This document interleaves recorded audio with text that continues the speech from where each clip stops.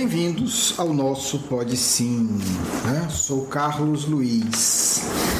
Hoje nós vamos para o capítulo 49, né? Vou fazer aqui o máximo para a gente ficar nele, né? Já estou ficando com saudade do livro, né? Temos depois o 50 e o 51, tá joia?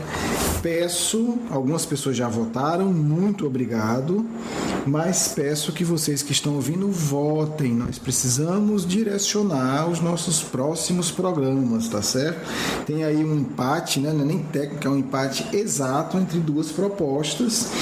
E eu gostaria muito que vocês outros que não participaram ainda participassem, né? Não paga nada, é só um clique. Bem, meus amigos, vamos aqui para o 49. Né? No último capítulo, Eurípides ainda estava preso. Na verdade, Marcos, né? Marcos ainda estava preso. O que acontece? Há o julgamento, né? O conselho se reúne para julgar, né? Segundo a tradição da época, 3 ou 4 casos, né? E no meio desses estava Marcos. E aí, o livro aqui relata que depois de acalorada discussão, surgiu um final inesperado. Não se sabe como, Marcos foi absolvido, né? A gente sabe, né? A gente sabe. E aí ele parte, quer dizer, os nossos amigos essênios, né? O Josafá, Joel, Marcos, Lisandro estavam indo visitar um outro grupamento essênio, né? O Santuário do Carmelo, que é bastante conhecido, né? Por quem estuda aí a cultura essênia. E eles estavam, né? Então, Marcos foi libertado e eles partiram de Jerusalém em direção ao Monte Carmelo. O capítulo 49 é essa viagem, né? Alguns aspectos interessantes. Então, eles transcorreram, eu não vou contar muitos detalhes da viagem, mas depois já de um certo tempo de viagem, eles resolvem parar e estão lá montando uma barraca, né, que o Joel tinha comprado, né, para descanso deles e em particular do Lisandro. Não esqueçamos que o Lisandro estava por volta dos 80 anos de idade, na época do Cristo, né, onde a média de vida aí devia ser 35, 40 anos. Então estava bem acima da média de vida da época. Bem, o fato é que quando eles estão lá, né, montando uma barraca simples, né, que o Joel tinha comprado para descanso, aproximam-se 3 homens. 2 deles vestidos, né, como essênios. E aí são identificados, né, se aproximam e se apresentam. Quer dizer, eles, né, esses 2 homens tinham vindo do Santuário do Carmelo, porque Lisandro mandou, né, uma comunicação avisando que eles estavam indo para lá com notícias extremamente importantes. Aí a primeira questão, como é que foi esse comunicado? Olha que interessante, não tinha e-mail, não tinha correio, não foi de pombo correio e nem foi com sinal de fumaça.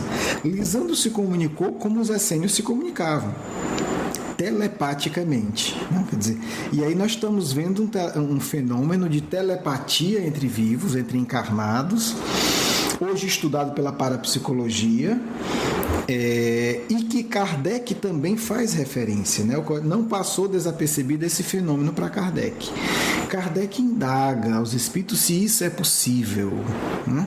Eu vou resumir porque no curso nós teremos algumas aulas sobre telepatia e a gente vai explorar mais esse assunto. Mas o fato é que os espíritos dizem que sim, isso é possível, né? Na época, Kardec no meio de telegrafia humana, porque o telégrafo era o meio mais avançado da época, né? Hoje a gente pode atualizar isso e falar de um WhatsApp humano, né? Sem precisar de aparelho. E Kardec indaga, por que é que todos não conseguem isso? E aí os espíritos dizem, porque para conseguir esse tipo de comunicação é necessário ser um indivíduo desmaterializado, quer dizer, já não ter tanta influência da matéria. Então, não é para qualquer um. Em laboratório, né, a parapsicologia tem conseguido bons resultados, mas em termos de quantidade de conteúdo muito limitado, né? São símbolos, são imagens que o indivíduo manda para outro. Mas um bate-papo, né? Uma comunicação nesse sentido que a gente vê aqui, até onde eu saiba, não se conseguiu em laboratório da parapsicologia, porque exige indivíduos muito desmaterializados. Bem, e aí eles chegam, né? São acolhidos, certo? E falam que querem participar ali, querem acompanhá-los, né, no trajeto todo. E aí, olha aqui, vou ler um parágrafozinho. Há um pedido mental de Lisandro, Marcos reconstituiu com fidelidade o encontro com a grande estrela. Quer dizer, quem pode ouvir da boca do Marcos, ouve, né? A gente que não pode, ouve o pode sim, né? Aquele encontro que nós falamos, né? Das orientações do Cristo para os essênios. E aí, né, comenta salientando as lições recebidas com entusiasmo. Outra comunicação telepática, né? Lisandro pede telepaticamente Marcos, né? Conta, e o Marcos começa a falar, para quem não captou, espontaneamente, mas foi um pedido mental de Lisandro. Falei que eram 3, 2 eram essênios, né? Estavam vestidos, né, como os essênios. Aí tem um ponto interessante, é esse terceiro participante do grupo, né, que eu acho que vai dar uma boa reflexão para a gente. Ele vai dizer, o outro recém-chegado, moço simpático, aparentando boa linhagem, não escondia a alegria com a perspectiva de se integrar na caravana, né? Esse era o desejo dele, né? Mas o ancião, né, Lisandro, objetou. Lisandro não concordou com a participação desse jovem de boa vontade. E aí, educadamente, Lisandro diz: os cometimentos de ordem material da seita, nessa parte da Judéia, são de formas que dificultam os anseios da fraternidade, no sentido da participação direta que cabe aos membros do Sul. Muitos desejarão acompanhar-nos, poucos, entretanto, realizarão o intento. Educadamente ele disse assim, olha, o pessoal aqui dessa comunidade essênica da região, ele não fala, mas tudo indica que ele estava falando do grupo essênio de Qumran, que talvez hoje seja o mais famoso, né? Porque lá se descobriram os pergaminhos do Mar Morto, né? Tem lá os textos antigos de Isaías e etc, etc. Né, Lisandro estava se referindo a isso. Quer dizer, o grupamento de Qumran, os participantes vão ter muitas dificuldades em nos acompanhar. Poucos vão conseguir. E aí o jovem pergunta, haverá algum impedimento para mim? Né? Ele falou no geral. E eu sou de lá, eu sou da exceção ou sou da maioria? Lisandro esclarece, a tua posição e os teus deveres em Arimateia superam as possibilidades de integração em nosso grupo. E aí, obviamente, o cara ficou triste, né? Marcos, vendo aquela tristeza, tentou argumentar a favor dele, né? Dizendo assim, quando se tem boa vontade, né? Tudo se supera e tal. Mas o Lisandro respondeu. Olha que coisa interessante para a gente pensar. Não se pode se desfazer de um momento para outro de compromissos sérios em favor de outras causas. O coração se torturaria no pesar, prejudicando ambas as tarefas e envolvendo os companheiros em ondas de inquietude. E aí todo mundo, né, provocou um choque, uma coisa saudável, né? Todo mundo se calou para refletir e absorver aquela lição de Lisandro. E o moço comentou, né? Resta-me a esperança sobre o futuro, né? Já que não vai dar para ir agora, Lisandro respondeu carinhoso. Enquanto isso, despoja-te aos poucos das ilusões transitórias. A vida ainda te pedirá contas do tesouro que guardas dentro de ti, meu bom José. Que era o moço. Que coisa intrigante, vocês não acham? Que coisa intrigante. Eu me lembrei muito da parábola, né? Da história do moço rico que quer seguir Jesus, né? Jesus não disse isso, mas Jesus colocou em xeque ele ao dizer: despoja-te dos teus bens e segue-me. E aí o jovem não conseguiu se desfazer dos bens, né? Saiu triste. Algo parecido nesse caso. Mas aí eu fiquei pensando, o que é que isso se aplica a gente, né? Como as nossas ilusões transitórias nos pesam. Quer dizer, nós só conseguiremos tarefas mais amplas quando nos desfazermos de nossas ilusões transitórias. Isso significa necessariamente que só teremos capacidade de praticar a caridade segundo Cristo e segundo Kardec, no sentido mais amplo, quando nós superarmos as nossas ilusões materiais no sentido amplo, né? Ilusões da vaidade, ilusões do apego aos bens, ilusões de mando, ilusões de posse. Como é difícil, né? Porque antes, quando eu me tornei espírita, bem no início, eu entendia caridade como uma atividade externa, né? Vai lá, distribui alguma coisa e tal. Claro que isso é muito precioso. Mas hoje, né, após meditar um pouco, ler algumas vezes, né, a Codificação, ler a Revista Espírita e livros como A Grande Espera, cada vez mais eu vejo o quanto Kardec foi sábio e eu não tinha entendido. Quer dizer, quando Kardec coloca como meta a caridade, e aí ele não diz que é caridade material, pelo contrário, ele fala muito de caridade emocional, caridade moral, eu não tinha me dado conta que para viver de fato a caridade eu preciso amadurecer emocionalmente, né?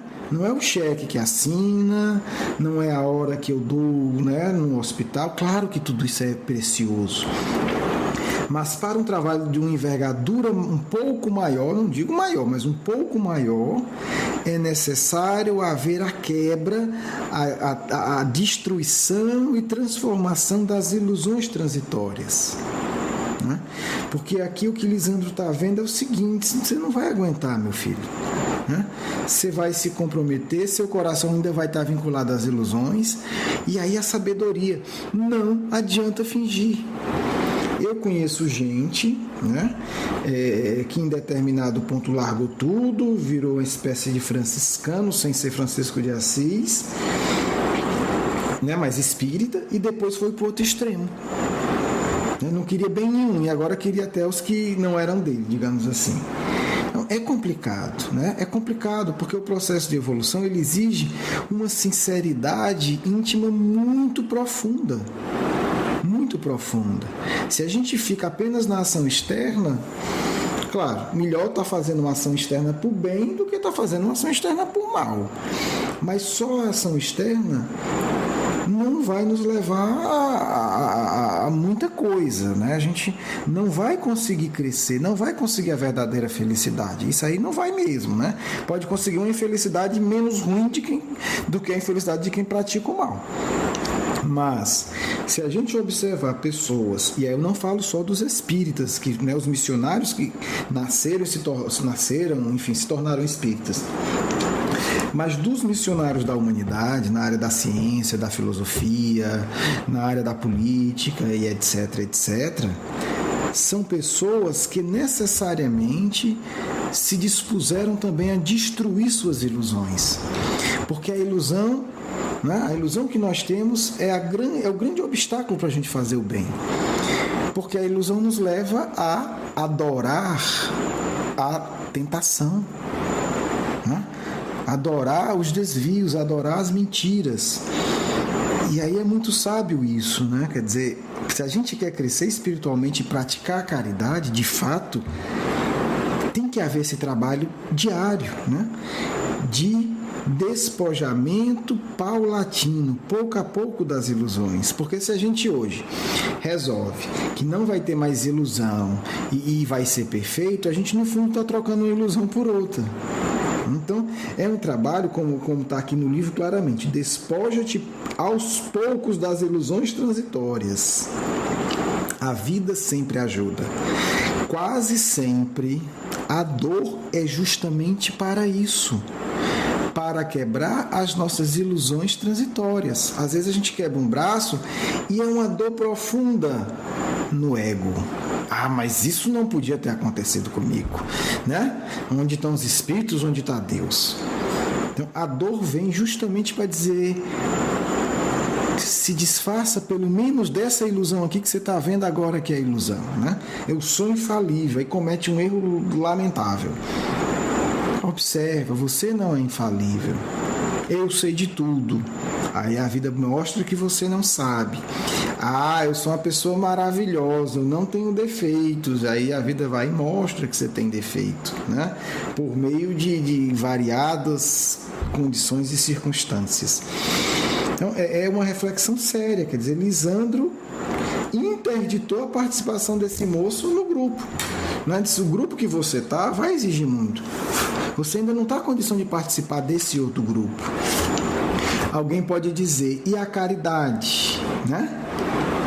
Eu acho que Lisandro, né, Bezerra de Menezes, nessa época já era lúcido o suficiente para fazer a caridade. A caridade é não exigir dele o que ele não pode dar. Se o Lisandro tem uma observação profunda e constata que aquele moço não vai ter a mínima chance de conseguir, por que admiti-lo no grupo só para vê-lo fracassar? É preciso muita ponderação numa decisão dessa. Muita ponderação. A velocidade em que ele vai se despojar das ilusões é dele, mas o que o Lisandro está dizendo é: nesse momento você não tem condição de assumir uma tarefa do porte que a gente está assumindo, porque você tem muitas ilusões, e aí você vai abandonar um processo de amadurecimento para entrar num processo mais ilusório ainda, para fazer de conta que você pode. E aí é delicado, porque isso poderia servir, né, para quem queira se acomodar, de uma grande desculpa. Mas para quem quer se acomodar, tudo é motivo de desculpa. Né? O que a gente pode dizer é que é muito sério a gente pensar nisso. Qual é a minha tarefa? Quais as metas que eu quero atingir? Nem metas acomodatícias, mas também nem metas mentirosas. Né? Não, nessa encarnação eu vou desencarnar igual o Eurípides. Não faz isso, né? Não faz isso porque a dor vai ser grande. A gente tem tido, né, alguns relatos e visto relatos, né, discretos, mas verdadeiros, né, que Chico Xavier deixou registrado, que outros médiuns têm registrado, mais recente também, da situação dos espíritas no mundo espiritual. Isso, né? Porque às vezes a gente cai na besteira de achar que porque conversa com o espírito, porque tem acesso a mais coisas, a gente já perdeu as ilusões. E aí, às vezes, a gente usa o tesouro que o Cristo nos deu para que nós fizéssemos a dolorosa operação, né, de despojamento das ilusões. A gente usa muitas vezes para quê? Para se iludir, para achar que é melhor que os outros, arranja qualquer desculpa para fazer de conta que é espírito superior, né? Os médiuns, muitas vezes incentivados de uma maneira muito equivocada, confundem a evolução dele com a evolução do espírito que se comunica, que são coisas totalmente diferentes, né? Não é porque o indivíduo recebe mensagem do nosso querido Bezerra de Menezes, do Eurípides, seja de quem for, que ele é evoluído. Não tem nada a ver, né? Muitas vezes é um companheiro atrasado, necessitado, e por misericórdia os amigos espirituais dizem: vamos lá dar uma força, porque se a gente não envolver ele nas nossas vibrações, o miserável vai afundar de novo pela milésima vez. Então vamos tentar ajudá-lo, já que a gente está num período tão delicado. Esse despojamento paulatino das ilusões é possivelmente o maior desafio hoje de nós espíritas.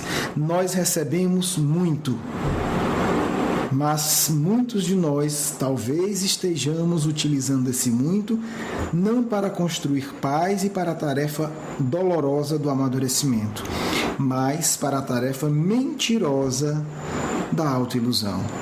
E aí, meus irmãos, é doloroso, porque tem que desencarnar, não tem jeito.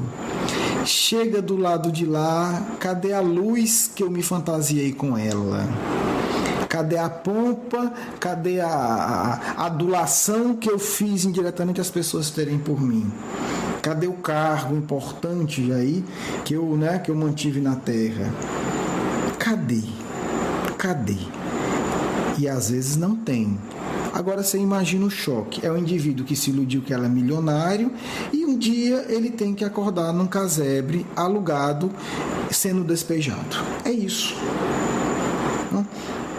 Mas isso não significa que a gente, então, coitadinho de mim, não vou fazer nada, né? Porque eu sou tão pequenininho. É outra ilusão. A questão que o Lisandro manda é: vai trabalhar, né? No ambiente que você é capaz. Então eu imagino assim, quanto mais necessitado nós nos reconhecemos, mais esforço a gente tem que fazer. Faz sentido? Se a minha doença é mais grave, eu tenho que tomar mais cuidados médicos com ela, né? Se eu só tenho uma pequena cãibra, eu só mexo o braço e ela passa. Se eu tenho câncer de osso, eu tenho que ter um tratamento complexo e completo.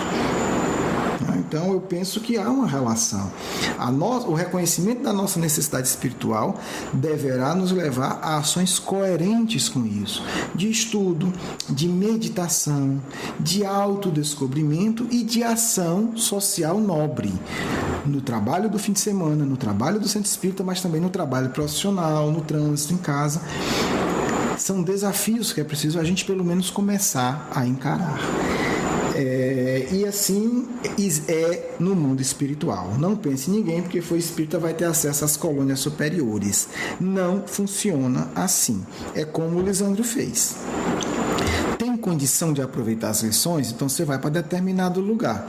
Ah, mas eu queria ir para aquela grande universidade, no plano espiritual, maravilhosa, conhecimentos aprofundados, seres equilibrados, profunda paz, beleza, né? Infinitamente superior à da Terra. Aí a pessoa olha e diz: olha, não dá. Porque nem você vai assimilar e você ainda vai atrapalhar os outros.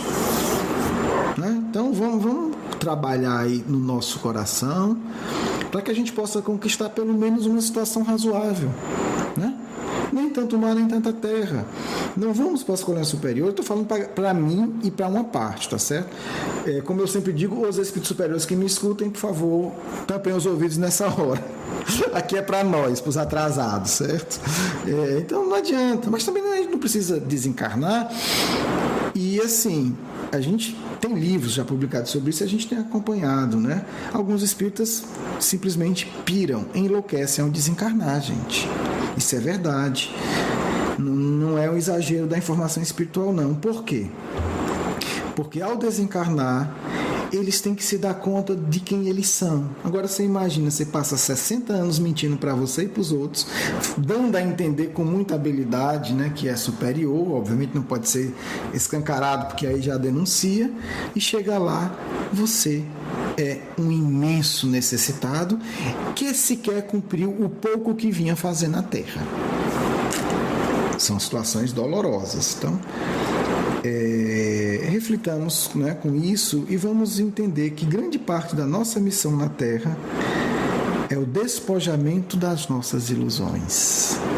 Se fizermos isso com honestidade, já caminhamos bastante, né? E vamos ter com certeza mais base para o cumprimento da nossa missão, digamos assim, social, né, externa. As duas são essenciais, mas a externa, para ser bem cumprida, necessita de um avanço nas nossas tarefas íntimas. Bem, me despeço, votem, vamos aqui para o nosso Evangelho e para a nossa mensagem final. Evangelho aberto ao acaso, capítulo 19, a fé transporta montanhas, o poder da fé. Quando veio até o povo, o homem se aproximou dele, lançou-se-lhe de joelho aos pés e disse: Senhor, tende piedade de meu filho, que está lunático e sofre muito, porque ele cai frequentemente no fogo e frequentemente na água. Eu o apresentei aos vossos discípulos, mas não puderam curá-lo. E Jesus respondeu dizendo: Ó raça incrédula e depravada, até quando estarei convosco? Até quando vós sofrerei? Trazei-me aqui essa criança. E Jesus, ameaçando o demônio, ele saiu da criança, que foi curada no mesmo instante. Então os discípulos vieram encontrar Jesus em particular e lhe disseram: por que não podemos nós outros expulsar esse demônio? E Jesus lhe respondeu: é por causa da vossa incredulidade. Porque eu vos digo em verdade, se tivesseis fé como um grão de mostarda, direis a essa montanha: transporta-te daqui para ali, e ela se transportaria, e nada vos seria impossível, né? São Mateus, capítulo 7, versículo 14 a 20.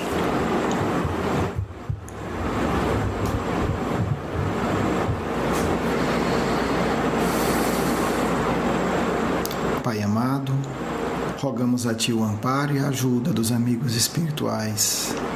Que a Tua proteção desça sobre nós, para que possamos receber e transmitir a mensagem dos amigos da espiritualidade. Que assim seja.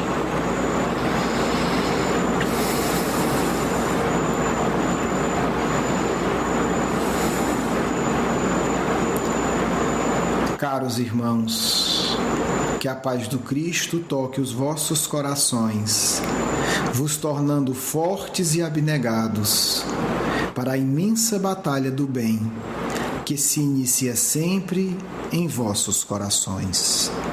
O Cristo uma vez disse: com fé transportareis montanhas, com fé transformareis a si mesmos. Amigos, o símbolo maior daqueles que conquistam a verdadeira paz é a misericórdia que portam em seus corações. Assim agiu Lisandro, misericordiosamente orientando José a primeiro trabalhar intensamente na superação de suas ilusões, qualificando-se para uma tarefa superior, o que de forma alguma significa abandono do trabalho, acomodação ou inércia. Não, é um convite para o trabalho mais insistente. Avance, despoja-te e mais será confiado a ti. Melhora-te e os amigos espirituais mais investirão em você, porque ao trabalhador é dado o salário. Digno é aquele que se esforça, porque atrai sobre si as bênçãos dos bons espíritos. Assim, amigos meus, agem os vossos anjos guardiões que vos observam diariamente. Orem com mais fervor. Busquem melhorar-se em cada momento da vida, e eu vos asseguro, eles estarão cada vez mais perto de vossos corações e na hora certa se apresentarão aos vossos olhos espirituais, enviarão mensagens, estarão convosco em sonhos lúcidos, porque é desejo deles e é ordem de Deus que tudo seja feito nesse momento de decisão para todos aqueles que quiserem superar a si mesmo. Que todo o amparo seja dado aos corações que querem tornar-se dóceis e obedientes à lei do amor.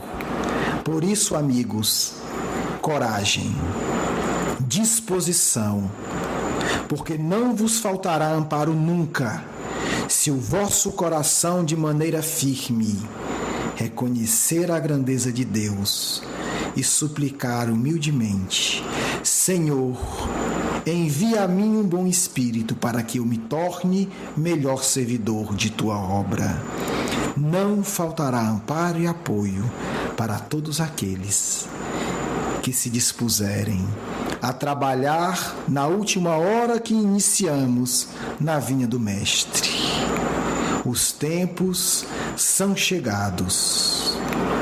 Serão pouquíssimas décadas para que se complete as profecias anunciadas por João, o evangelista, no livro das Revelações, o Apocalipse.